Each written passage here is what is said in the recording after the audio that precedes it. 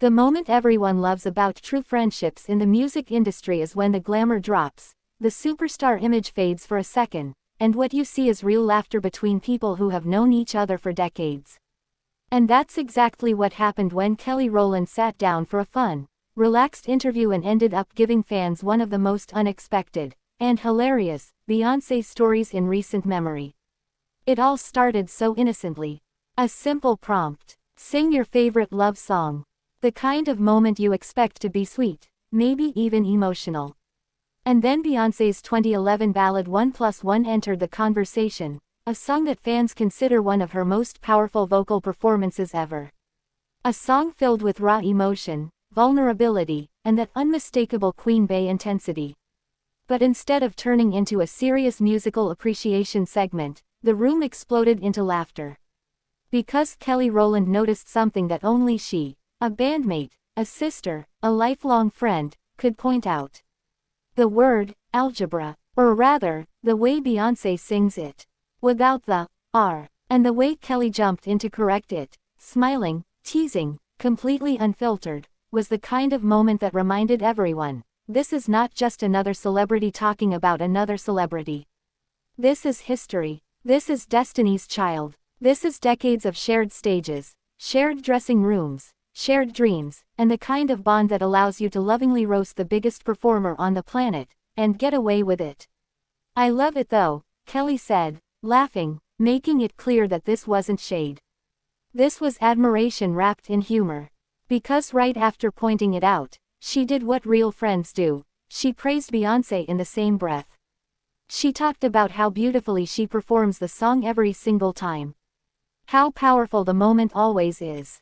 How the pronunciation doesn't take away from the magic, it actually makes it more iconic. And that's when the conversation shifted from funny to meaningful. Because this wasn't just about a lyric. It was about respect. Kelly explained how she welcomes feedback now in a way she didn't before. How she surrounds herself with people whose opinions matter. How growth, evolution, and staying inspired are part of her journey. And when she said, iron sharpens iron, she wasn't just talking about Beyoncé, she was talking about the level of excellence that exists in her circle. Imagine being in a position where the person giving you notes after your show is Beyoncé. Not as a critic, not as a competitor, but as someone who wants you to be even greater. That single idea says everything about their relationship.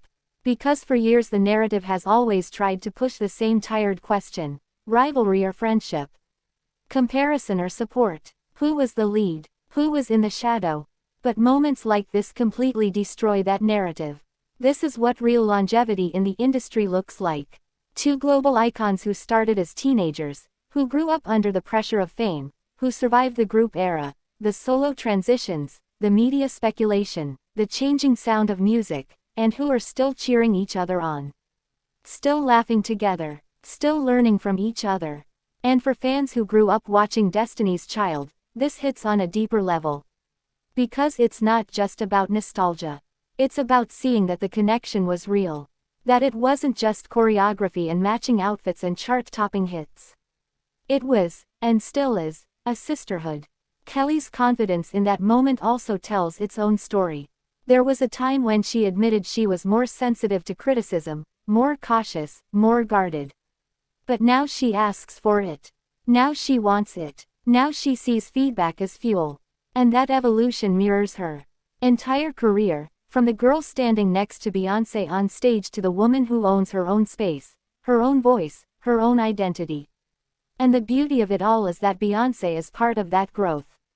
Not as a measuring stick, but as inspiration. Fans also love this moment because it humanizes Beyoncé in the best way. The idea that even the most flawless performer in modern music has a tiny, quirky detail in a song, something only her best friend would point out, makes her feel more real, more relatable, more loved.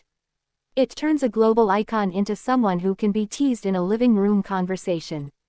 And that's powerful, because it reminds everyone that behind the perfection, behind the stadium tours, behind the carefully crafted visuals, there are still friendships that were built long before the fame reached this level. There's also something incredibly refreshing about seeing female artists publicly support each other like this.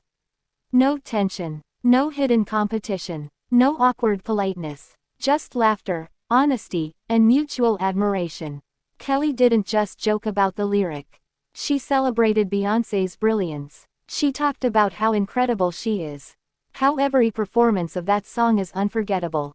And how the feedback she gets from her, and from other artists she respects, makes her better. That mindset is the real headline.